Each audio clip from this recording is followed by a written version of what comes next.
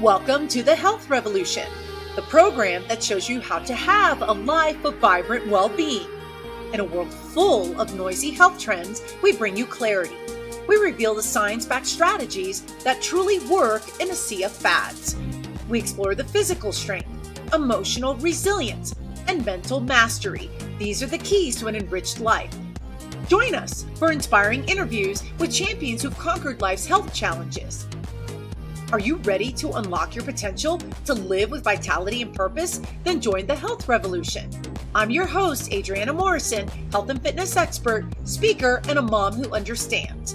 Let's embark on this transformative quest. Together, we're about to change the game starting now. The information provided in this show is intended for educational and entertainment purposes only. Viewers should use their own discretion and consult with a healthcare professional for personalized guidance and recommendations. Welcome, everybody. You are watching the Health Revolution, and we're excited that you are joining us today. I'm your host, Adriana Morrison, and no matter which way you're tuning into us, please don't forget to hit the subscribe button. We want to stay connected to you. Also, at the bottom of your screen, there is a tab for show episode notes. Be aware of that because there's some important and valuable information about today's episode. And I'm excited to talk about what we're going to be talking about. Today is all about how to build confidence and cash. And who doesn't want either or? Because they up-level us to allow us to open new doors for ourselves and have that optimal living and all that that implies. And so today is a guest that I'm delighted to have a conversation about with her. She and I hit it off right off the bat, and I'm excited for you to get to know her. First, take a look at this. Meet Lisa Marie Robinson, known far and wide as the Sassy Wealth Queen. Lisa is the force behind the Sassy Wealth Coach and host of the Cash Sass Podcast. As a fractional CFO and wealth mentor, she's on a mission to empower high-achieving women entrepreneurs to take charge of their money and build a future of financial confidence and independence. Lisa's journey is nothing short of remarkable.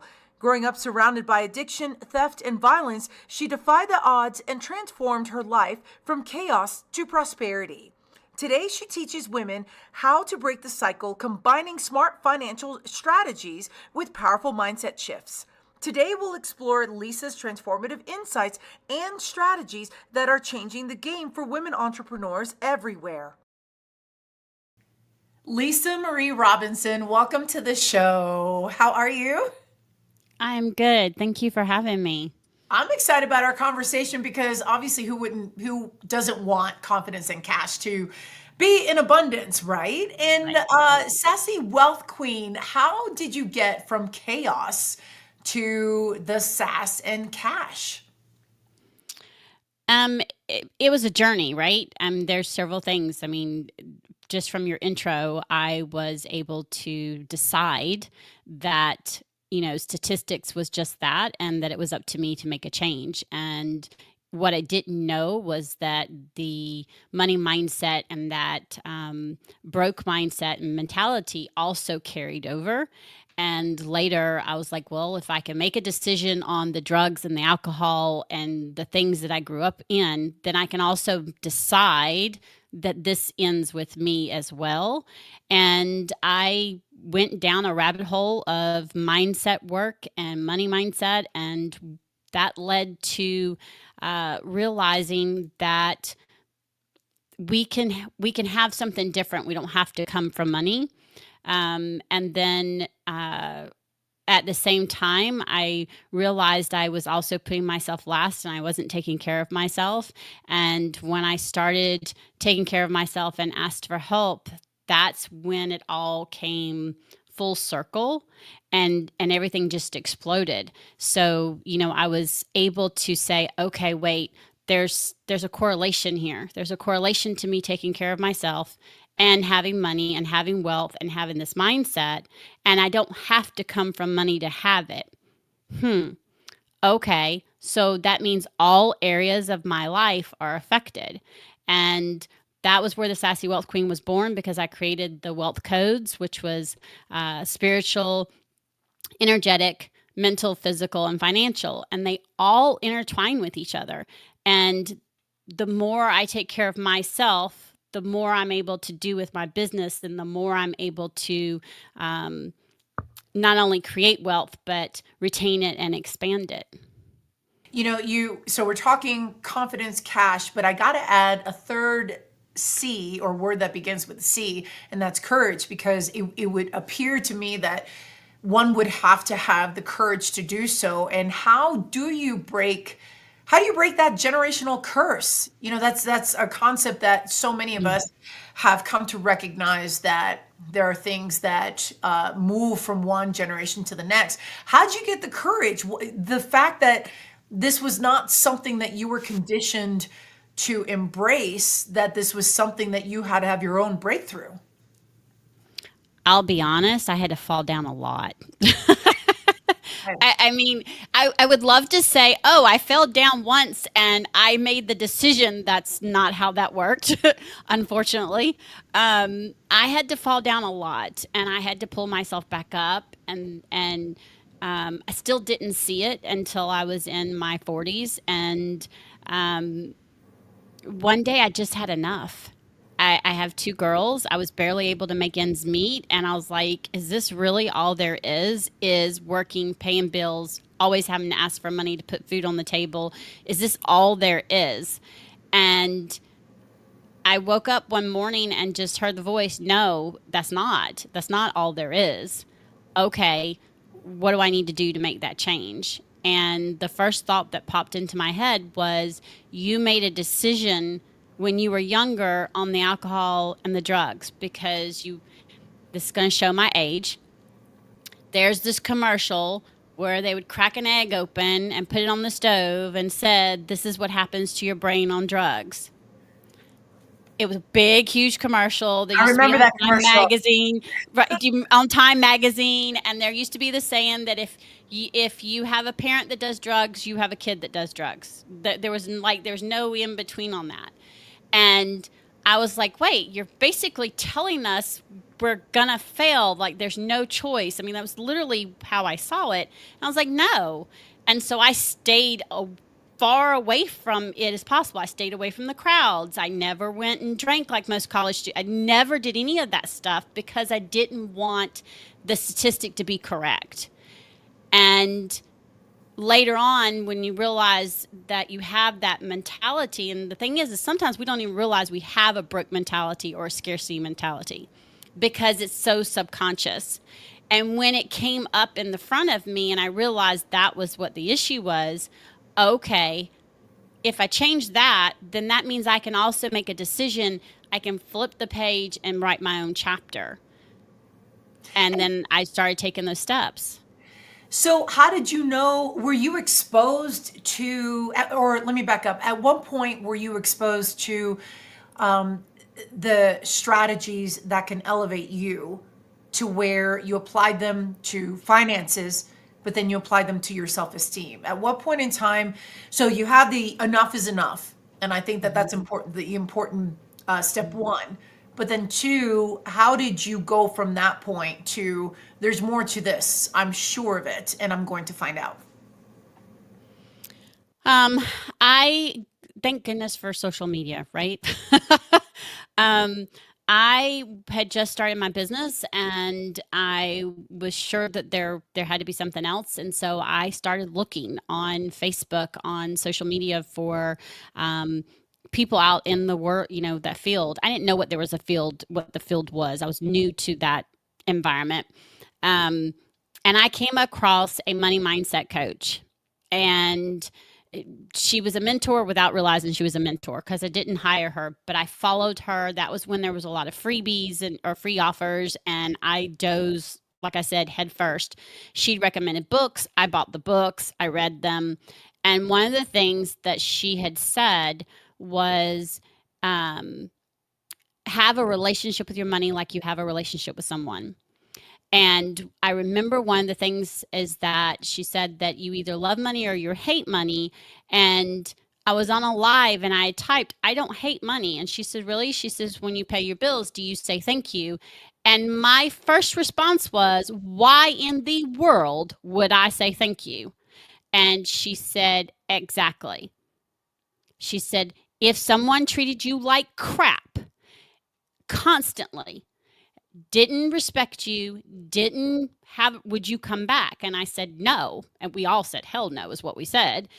And she said, then why would money?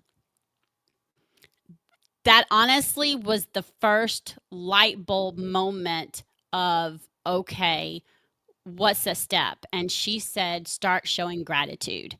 And that's what I did. That was the very first thing I did. And it wasn't easy, I'm going to be honest, because at the moment I was just getting to the point to where I was paying majority of the bills, but not all of them. But I was stressing over it because I just started my business, right? I'd been laid off. I just started my business. And you want me, when I pump gas, to say thank you?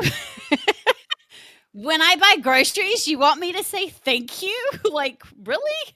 And she's like, yes. And you're not loving the money as a paper bill, loving money. You're loving the fact that you have the means to have it. You're loving the fact that you have it and you have the ability to buy the groceries, the ability to put gas in your vehicle. And that concept changed me. And so when you have a new client, just saying thank you to the universe, to higher power, to just yourself, that you were able to step up and do what you're so good at. And I started showing the gratitude for money going out as well as money coming in, right? And that changed it, because the more I started saying thank you, I didn't see it as a bad thing to pay a bill. Because here's the thing. During the summer, if you're in the South, everybody understands. Light bill is atrocious, because we all want to be cool inside our house. You're paying it. Say thank you, because you have the means to pay it, because you now can have the AC to keep you cool, and you're not sweating bullets the entire time you're inside your house. That concept just totally changed. Speaking of sweating bullets, I look back to when COVID was happening, say 2020, and I want to get your take on this. So obviously, plot twist for everybody, nobody's out of this unscathed. And I think that when I'm hearing what you're saying, and I think that with money, I look back to COVID, obviously there was a lot of concern, worry, we had it, that sort of thing. And I think that I found myself thinking, I need to respect what we have, and we need to have a plan so that we can, that we'll get out of this with as minimal, damage coming from trying to make ends meet and all of that. And so, and I wanted to get your take on that, because I think that there has to be a level of respect that comes with money. Yes. And so then if you're saying thank you, I look back then and I remember going, whew, a whole lot. I don't remember saying thank you. I remember, biting my nails a whole bunch, but who didn't? But so the level of respect, how do you, if one is grateful to have money, or one is like they've got it, but then they're spending it on how do you distinguish respect and being grateful? How do you know when somebody is doing that? Well, it needs to be both, right? Because here's the thing, you've got to be able to understand. Perfect example. Money is energy. It flows through me, so not to me and stays with me. It flows through me, to you, through you. So if we flow it in and out, then we're helping the world be a better place, and we're respecting it as energy. We're not like focusing on it like it's the end all be all. And I tell my girls all the time is that money is not everything, and it provides us the ability to help others and to be there for our family when we're needed, because nothing's worse than, for example, when my daughter needs me to be there. When I was working corporate, I couldn't just take off and go. Right? I couldn't, because one, they wouldn't let me, and two, if I didn't work, I didn't get paid. Whereas now with me having the money I have, building the wealth I have, building the business I have to provide that wealth, I'm able to take off and do those things. So I'm respecting what money can provide, and I'm having the gratitude for it flowing to me and the gratitude of it flowing out of me, because if it flows out of me, then we're circulating it, right? And now, do I try to have it circulate with some more small businesses than corporations? Absolutely. Every day. And that's what makes the world go round, right? Is because we're circulating it between us. And so there's a fine line, right, between what you're talking about, and it's just a give and take, and you have to have that balance. And a lot of times the balance is going to be within inside you. And that's a huge point. Now, one thing I do want to share with our viewers is that you and I have another area in which we have a commonality. We are special needs moms, so autism moms. So talk a little bit about how that role, how that was a plot twist, but then what helped you keep the principles that you now hold close to you with confidence and cash. Finding out that I was an autistic mom, she was almost 14 years old when I found out. And that was hard. And at the same time, it was a relief, because now we had answers where before we didn't. And then, going nose first into finding out what accommodations are available, what resources are available or not available, right? Or easily available, as some people say. And so that plot twist made it to where, okay, how do I navigate this? And it also gave me a bigger why. Because that's my child. It's like, it's your child. You're going to do everything in your power to make sure, whether it's the state giving it or you're going to pay for it, right? You're going to make sure they're getting the resources and the accommodations they need. And so I made the decision that I wasn't going to depend on the state. If they were going to give it, great. And I wasn't going to just solely rely on it, which meant I needed to have that balance and understand that flow in and flow out of the energy.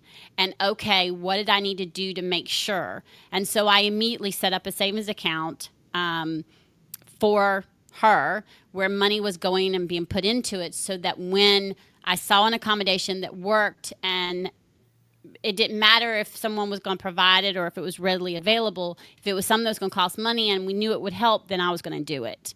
And being able to have that, and I call it having a plan, and just sitting down and saying, okay, what can we do? One of the things I had to learn is what's within my control and what's not. And as a mom, that's hard. And as a mom of a special needs kid, that's even harder. 100% agree. I think the other thing too is, from a special needs family, I think the level of resilience and the determination of taking action is a big difference maker. I remember there have been points along the way where I have spoken to another autism mom where it seems as though she's stuck. And it's unfortunate when I've come across that. And I remember myself trying to tell her, autism is not the only hat I wear. Like, get moving. You can't sit and wallow. Yes, work through the feelings, but you can't just stay in that place, because you're not going to get anywhere. And so, to your point, I agree with you that level of determination and resilience. Throw stuff against the wall until something sticks was my motto, and still to this day, because something's going to work. I was compared to a dragon, not a bear. I was told that I was not a mama bear, and I was like, "Excuse me?" And I was about to get very defensive, and she said, "You're not a mama bear." She said, I've watched you in action." She said, "You are a mama dragon." She said, "And anyone stepped in your way, you are going to breathe fire on them and burn them to a crisp when it comes to your girls." I was like, okay, you're right. and fire you have You have to have that mentality. And here's the thing. That's one of the things that we have in common is we talked about fitness, right? I started working out because I was realizing that if I didn't do something about my health and take care of my mental and my physical health, I wasn't going to be here to help make sure she had all the resources she needed and that she was taken care of. And that right there, like, changed everything. That was literally, once I realized that, it was decided. Boom, I need accountability. Boom, hire somebody. Boom, get started. And now I've been doing it going on it's been over 7 years now. And the reason why I work out now is because what you said, do whatever you've got to do to keep going. So when you've got that frustration, you've got that sadness, and you're throwing stuff at the wall and it's not sticking, or there's days they have meltdowns. And by the way, it doesn't matter if they're 21 or 13 or 10, they still have meltdowns. They're autistic. That's what happens. And it's stressful to a mom, right? I'm not the only one. I know. I can't be. You're not. And we've got so much more to cover. I can't wait. First, we're going to go ahead and take a commercial break. Stay put. Don't go anywhere. We will be right back after this.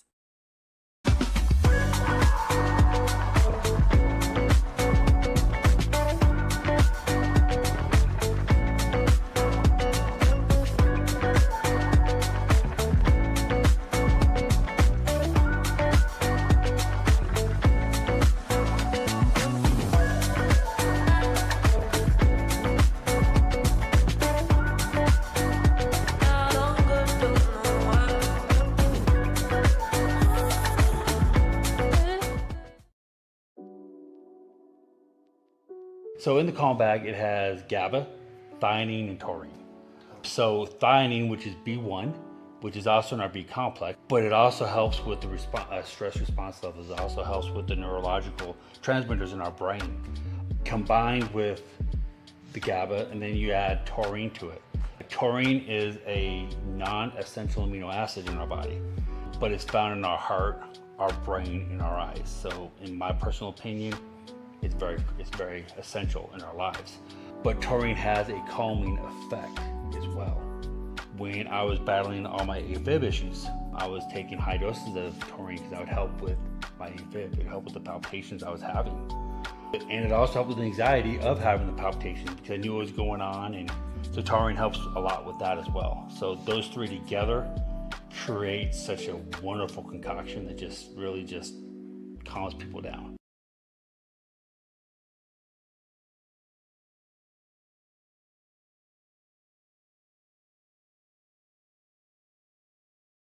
Introducing Launchpad, the perfect partner to help you launch your dream project to the world. We know that time is of the essence, and we're here to help you make the most of it. With Launchpad, you'll get access to the most advanced digital tools and strategies to take your idea from a mere concept to a fully fledged success. Whether you're an aspiring entrepreneur or a seasoned pro, we have everything you need to make your mark in the world. Launchpad, your ultimate launch partner. Welcome back to the Health Revolution. We're talking about how to build confidence and cash. Our guest today, Lisa Marie Robinson, she is the Sassy Wealth Queen. And before the break, we started diving into some of the turning points that she personally and then also professionally was experiencing that allowed her to elevate and be able to do just that, building the confidence and the cash. We talked about the fact that we are also autism moms, and that's a commonality we share. And I want to switch gears a little bit. I want to talk about how, I want to get your take, Lisa Marie. What are the top 3 money principles that every entrepreneur should know? What are some of the top 3 money matters, money principles? In my opinion, the top 3 money principles is 1, knowing what your money is. You must know what's going on.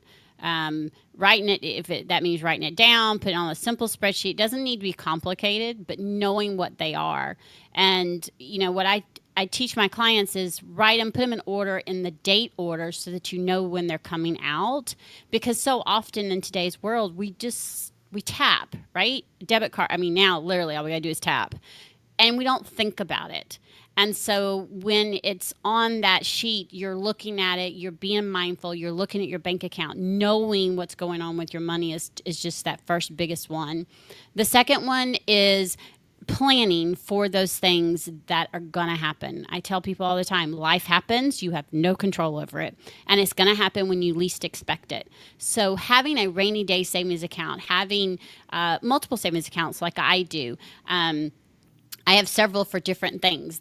So instead of having one rainy day savings, I have one for my fur babies, which is my dogs. So that way, if something happens, I have money in there. Money goes in there every month. It's there. I have one for my girls, same thing. And so it's just being able to be smart. And so many people will say, oh, well, I don't have a lot of extra money. When I started, it was $5 a month that went into those accounts. The whole key is just to start. And then as I could go up, I increased it. Question though. So how many accounts do you have though? So you know how the standard, you have the checking, the savings. And so then how many would you say that you have? I have 16 personal savings accounts. 16? What? Okay, I don't have that many. But, Capital One, I want my money allocated, and from my brain, it works well. If it's just in an emergency savings or a rainy day savings, what you consider rainy day could be anything, right? Anything. So you're going to be able to logistically say, oh, this is rainy day, I can pull this money out. So instead, what I do is I have one that's just for my vehicle. Tire rotation, tires, emergencies on that. I live in South Carolina, so we have property taxes on our vehicles. I have to pay every year. I know what that's going to be. I estimate the other things, and money goes into that account every month. I cannot tell you how many times that has saved me when I've had to pay for something on my vehicle, most recently my new tires, and it didn't have to disrupt the everyday, and it didn't have to go on a credit card and me start making payments. So I have a separate one that's for my house. I have, again, one for my fur babies. So if there's something there, I have one that's called Lisa Spending. If there's not money in that account, I can't go splurge on stuff I want. Now, is There's this money all in the account, I can. is this all tied into like say one banking institution, or there are several that you? My main personal account is with a big bank. All these savings accounts are with Capital One Savings because it's free. There's no minimum balance, and it's not. They're synced to it, but because they're not with the same bank, I can't easily get to it. It takes 2 days to go into my account. And again, I wanted it where I didn't easily touch it. A lot of my clients have found that they like it too, knowing they've got specific things. It's how I paid for the cruise for my daughter. I had a savings account that was called Kenzie's Graduation Cruise, and money went into that account, and that's how I paid for it. And now it's renamed because I nickname them. So they're named so that my brain sees what they're for. Oh, you can't touch that because that's for that. I love bowling. I bowl in leagues. I have one that's called bowling. So this is pretty interesting because to me, I guess I always thought of like say checking account, either personal, business, savings, and then didn't think beyond that. And then of course I do want to tap into your thoughts about investing and just like how do you just check that box off or your best principles. So then, but I do like what you were saying, your tactic for having those multiple accounts in that I guess that eliminates any impulsive buying. Because if there's that 2-day window period or that 2-day waiting, grace period, what have you, that you can't immediately grab something. So you got to think twice. Mm-hmm. And Yeah, so, it doing it made it to where my main account was for main expenses, right? And the other stuff was planned in these other accounts, and if there was money there, then we could do it. So like one of the things is I noticed, wait, something's wrong. So I did an audit and I found we were going out to eat way too much. I was like, okay. So I told my girls, nope, this stops. I went and opened up a Capital One Savings and I called it Out to Eat. and a certain amount of money goes in there, and they now don't go and say, hey, mama, can we go out to eat? They say, mama, is there money in the out to eat savings account so we can go get some food? Is what and if they're told no, they know if there ain't money in there, we're not going. And I was able to say, okay, this is how much I'm willing to do each month. If you spend it, it's gone, that's it. And so even if it's just for them, they know that if there's no money in there, we're not going. And it allowed me to take that control back on what the money was being spent on. And it's from the profit first methodology, which was for business. And I say I do the profit first methodology with a sassy twist. And I took it and used it for the personal as well. And from my brain, it works. If it's all in one account, your brain's not going to remember what you've got it saved for. So you're going to think it's there and you're going to spend it and it's going to disappear. Moving and allocating it to these things, saying this is what I want it for. Imagine the envelope system, but virtual. So and this is great. Now I want to get your take on when you have this principle and like say you're talking to someone, a woman who is in a marriage and that doesn't align. Now, luckily, I do feel like, my husband and I are pretty aligned. So we do have those very frequent audits of like where goes where. I feel like there's a whole load off my shoulders, all of that. Can't say, and I had to learn from my first marriage that was not something that was in place. And so there was a little bit of, that was an issue in general. So what do you say to the woman or to anyone who is in a situation where the spouse doesn't think the same or is not embracing doing this approach to better money matters? Each situation is different, right? Each household is different. If you have your own money coming in and you have, say, a separate account where you're putting household money in, then you could easily still do what I'm talking about. If all the money goes into one account and they're not aligned, then it's probably going to be a little bit harder because there'll be this battle or fight over where the money should go. I learned the hard way. And I made it to where there are two separate accounts and then a household account. And so then I'm able to do these multiple accounts the way I do them for my stuff.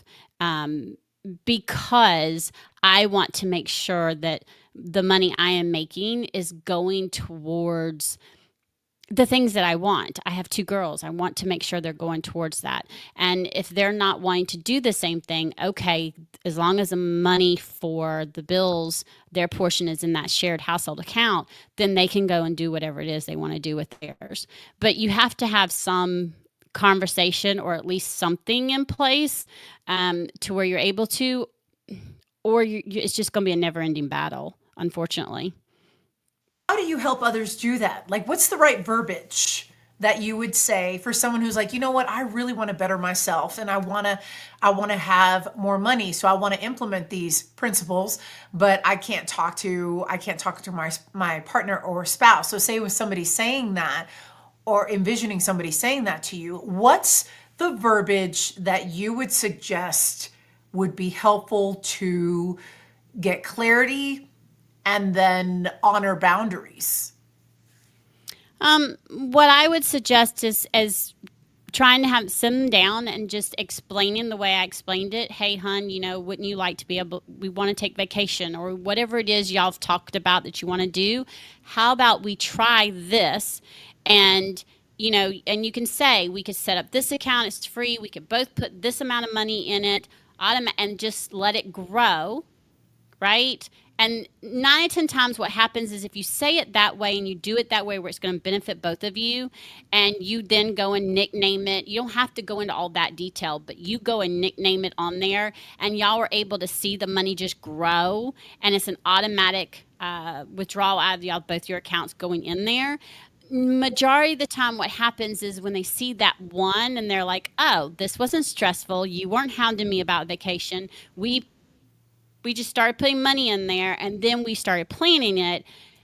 9 out of 10 times they're going to be more open to looking at, hey, we could do more. The biggest thing I tell my clients is I didn't start with 16 accounts. I need to make sure that is said really quick. I did not start with 16 accounts. That will overwhelm everybody, especially if you go to your spouse and say, hey, I want to open up 16 savings accounts. They're going to look at you like you've grown horns, and like a huge battle is going to start.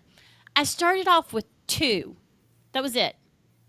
2. It was my vehicle and my girls. How much would you say that you should set aside for vehicle? That's going to depend on the type of vehicle you have.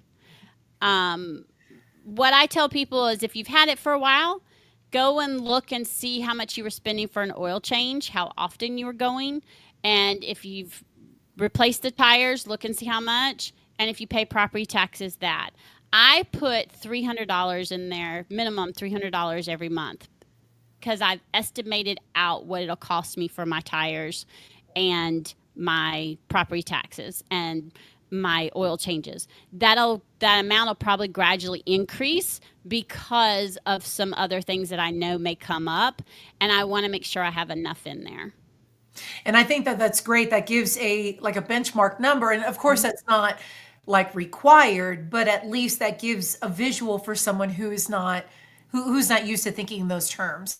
And so then, so dabbling quickly in the subtopic of investments, at one point in time, would you encourage somebody to consider either, money market account or, mutual funds, or, they have that segment in our financial world where it is beneficial to introduce investing? At what point in time does it make sense to delve into this?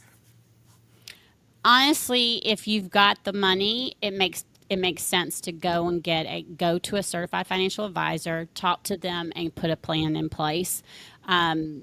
Because, and these are things that I wish I'd known and realized when I was younger, because they grow, especially investing in stocks. If you invest in a stock and you don't ever touch it, you'd be surprised. Yes, there's ups and downs in our market, but there are people who've done it with their 20s and now they're in their 40s, and even with the ups and downs, there's so much money in there because they never touched it and it just grew. And, some people say, oh, well, I'm kind of afraid to do that. I was afraid too. So what I did is I started with Acorns. It's an easy app, and it's especially if you have kids, you can put it for your kids, and the money just goes in. You just tell it how much money you want put in there each week, and then it also rounds it up, and then you have money in there for current, which is for you, and it's just going into stocks. And I don't ever touch it, and it just keeps growing.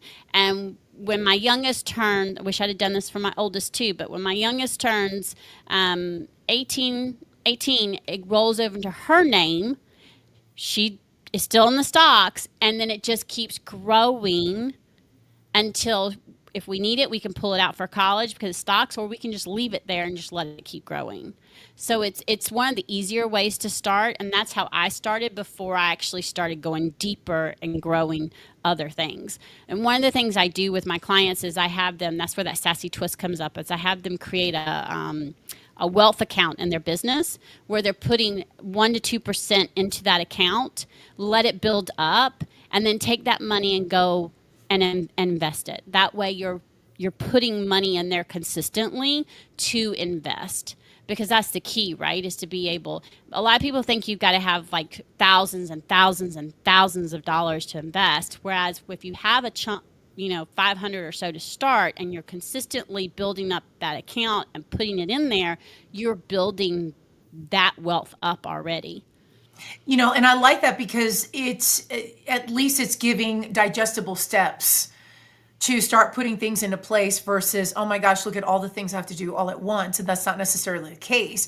And one last thing before we go to break, one thing that I love about you is that you represent the space of it's never too late, regardless of how old we are. And so say for someone in their 30s, 40s, 50s, 60s, and so forth and so on, it's still a proactive measure to have your money work for you, or to put your money to work.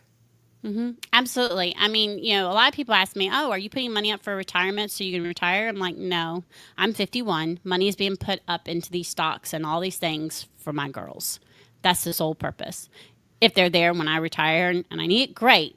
But the purpose is to make sure that they're in there growing so that my girls are taken care of. And it's never too late. I didn't start my business till I was 43. Yeah. I didn't start taking care of my health until a year later. Until I was 44. I'm now 51. So it's, and I thought it was too late. I was like, it's too late for me to become strong. It's too late for me to have, build muscles. And it's not. I'm stronger now than I've ever been in my life. And being able to say that is like, wow. I mean, it's never too late. The key is to start. Exactly. And we're going to take a commercial break. Stay right there. We're coming right back. Don't go anywhere. We will be right back after this. Thank you so much for watching The Health Revolution. Our show is growing, and it's all thanks to viewers like you. No matter how you found us, please hit the subscribe button so we can stay connected and continue to deliver amazing content to you.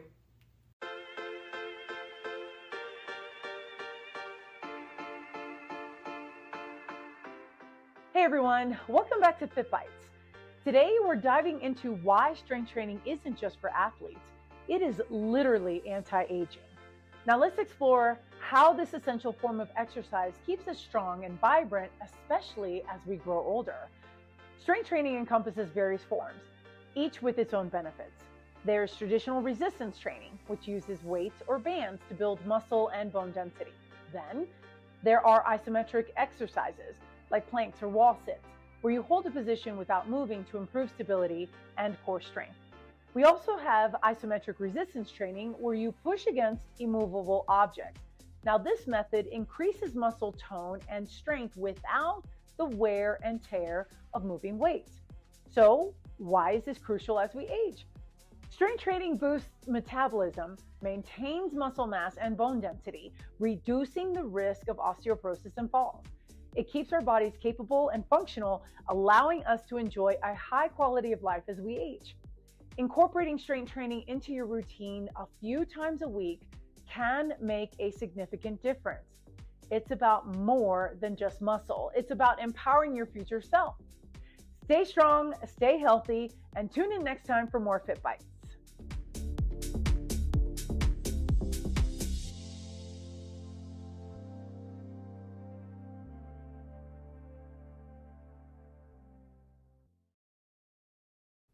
Welcome back to the Health Revolution.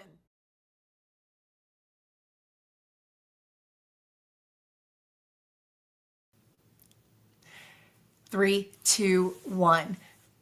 Today, we're talking about how to build confidence and cash. Our guest today, Lisa Marie Robinson, we've been going over so many different nuggets. She is known as the Sassy Wealth Queen.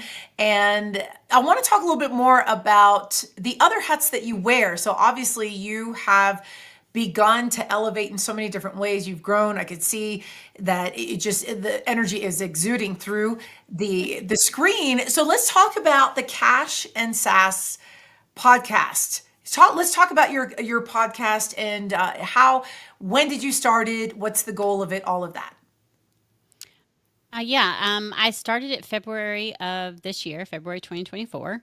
And my purpose with it was I wanted to kick the money taboo to the curb. I was tired of the taboo around talking about money, whether it's how much you make or how much you don't make, or the issues we have with money or not money, or, the money, all the ins and outs of money. So the whole purpose of Cash and Sass is there's no filter. There's no topic off the table. If it has to deal with money, we are going to talk about it. And it can be on the show.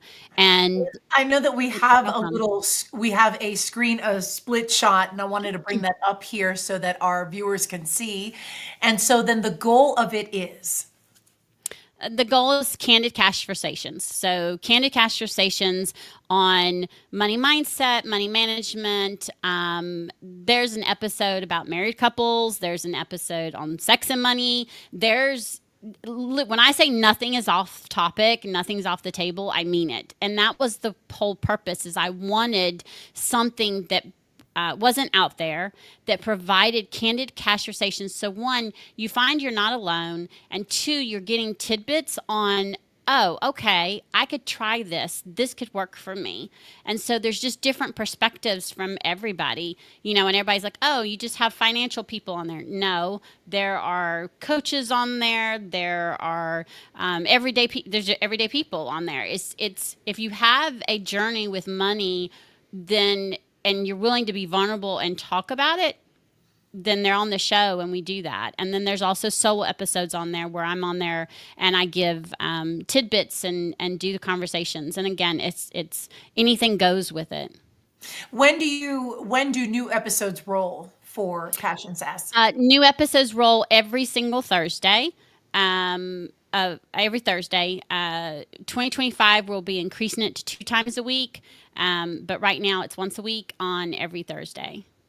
And then, of course, so I think that's fantastic because there's never too many conversations about money. I think that obviously different scenarios are affected by money as we're moving through life. And then, of course, but that's not the only way that you reach out and you're connecting with others. Let's talk a little bit about your how you connect with others and in terms of your coaching, the partnership that you have. Talk a little bit about this and what you have to offer. Private Queen Partnership is my one-on-one service that I work with entrepreneurs. It's a fractional CFO and wealth mentor partnership, and it's to honestly help the women-based entrepreneurs that are in that 6 figures. They're finding themselves like plateaued, stuck. They're not sure what's going on. And a lot of times it's building a system and having something in place to where you're able to find the money leaks. You're able to see what's going on with your money. You're able to put a plan, and been able to help them scale very easily to the 7 figures, putting the system in place. And so they end up having a fractional CFO in their back pocket to where they don't have to navigate when life happens by themselves. When it comes to that money part, they're able to contact me and we work together. Can you explain to our viewers super quick, what is a fractional CFO? A CFO stands for Chief Financial Officer. So a fractional CFO is someone that's not actually an employee. So like in corporations, they have a Chief Financial Officer or CFO. So because I own my own business, I'm considered a fractional CFO because, for example, Adriana could hire me as her CFO. So I'm going to be her fractional CFO, but I'm also another client's CFO.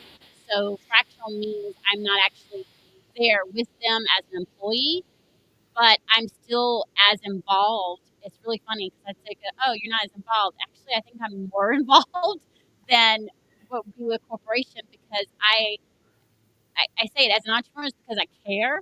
And so I make sure that my client and their business is protected. I tell them all the time, my biggest goal is to make sure that whatever they're doing, it doesn't come back and bite them in the butt later. So there's a specific onboarding process that you do to get working with women, and obviously you did mention that this is for women entrepreneurs.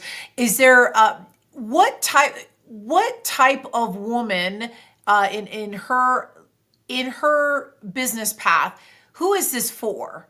Like who the one who, explain just a smidge before we go to break, who is this for?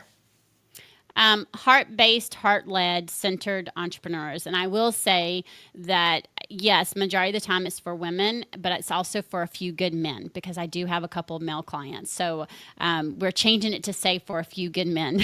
But it's for the heart-centered, heart-led entrepreneurs that are feeling like they're on this hamster wheel and they're making the money, but they can't figure out what's going on with it, or if they have enough to do certain things. And oh, do I have money to pay the taxes? Or, oh, can I do this? And it's because there's not this system in place. And once you're over that 250K mark, it just makes sense to have a fractional CFO to be able to help you look at the money from this side and help you build a system for you. And what I do that's different is I make sure it's aligned with your goals, your desires, and your values, because otherwise you're not going to stick to anything anyway. We're going to take a quick commercial break. Stay right there. Don't go anywhere. We will be right back after this.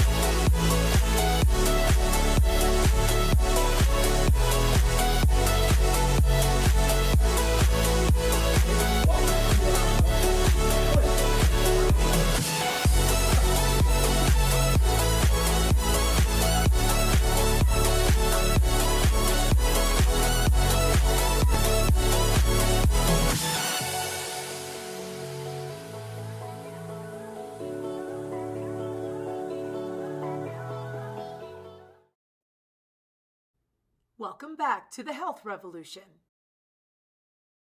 Welcome back, everybody. Our guest today, Lisa Marie Robinson. She is the Sassy Wealth Queen. We've been talking how to build cash and confidence. And Lisa Marie, where can we find you in the virtual space? You can find me on Facebook at the Sassy Wealth Coach. You can also find me on Instagram the same way, and which is at the Sassy Wealth Coach. I also have the Facebook group, which is the Wealth Queen Collective. And talk a little bit about that. Is this a private group? Is this something that is that you would have to answer questions to join? Is this something that's confidential, that sort of thing? Yeah, it's a Facebook group for women. It's a private group. Everything in there is held confidential. There are questions you have to answer, and the rules are that we up to our highest standards. And again, the whole purpose is for to kick the money taboo to the curb, and for us to build that collective and build each other up, and for all of us to be able to build wealth. Also, we want to bring up your website as well. So the Sassy Wealth Queen, and talk a little bit about some of the features you have. I know we don't have too much time, but when someone jumps on your website, what can they expect? When you go on my website, on the main front page, there'll be an offer that you can sign up for. There, you're going to also find my blogs. And there's also a page for the podcasts and the shows that I've been on, but also the ones that I have. And there's several free offers on there as well. So we're going to run through some of your other social media handles. Obviously, you've got a very an easy name to remember, the Sassy Wealth Coach, because that is what you represent. And then, of course, on TikTok being the Sassy Wealth Queen. So slight different variations between one and the other. Obviously, on LinkedIn, you can easily find and search you, and then pulling up information about your podcast. And this is for our viewers to catch, especially with all the benefits that you and all the nuggets that you do share. If you could have one takeaway, one message you want to leave our viewers today, what would it be? Don't overthink it. Just start. Honest to goodness, open the one savings account and just put $5 in there. If it's $5 a week, $5 a month, just start. The whole key is being consistent. But you have to know your numbers first. You have to know what's going on with it. It's never too late, and know your numbers. I love that. Lisa Marie Robinson, the Sassy Wealth Queen. I appreciate you being here and sharing your nuggets. Thank you so much for joining us. Thank you for having me. And for all our viewers, of course, you can find us on the web. Our website is thehealthrevolutiontv.com. There you can subscribe to our newsletter. You can also email us with any show episode ideas that you might have, because we are continuing onward and upward. Upper left-hand corner, upper corner of your screen, you'll find our QR code. Grab that as the crow flies. And then, of course, every Tuesday and Thursday, you can find us 10 a.m. Pacific, 1 p.m. Eastern on E360 TV. That is all the time that we have for today. Until next time, take care of yourselves. We will see you soon.